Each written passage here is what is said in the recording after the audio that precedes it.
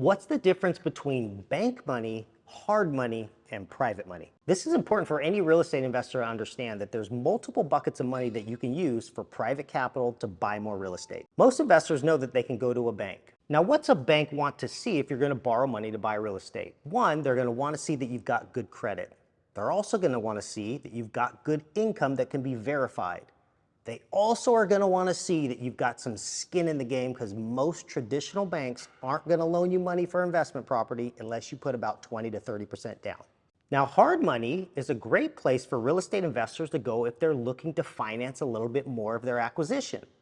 You might pay a little bit more on the interest rate, but hard money lenders are known for giving more money to help you buy property, especially if you're buying property that you're going to rent or rehab. But remember, the cost for doing that is going to cost you a little bit more.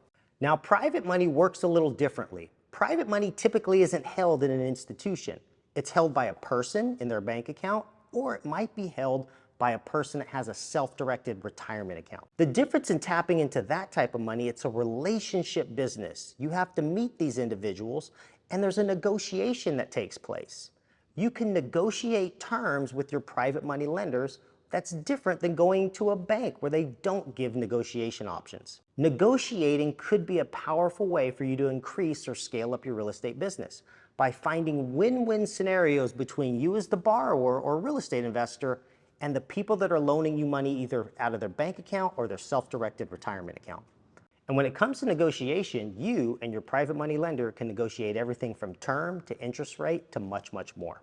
So as a real estate investor, understand that there's multiple buckets of money you can use for capital for your real estate investments. Bank financing is one, hard money is another, but don't forget about that big opportunity to borrow private financing and start networking with people that might have idle retirement accounts that'll help you scale up your business.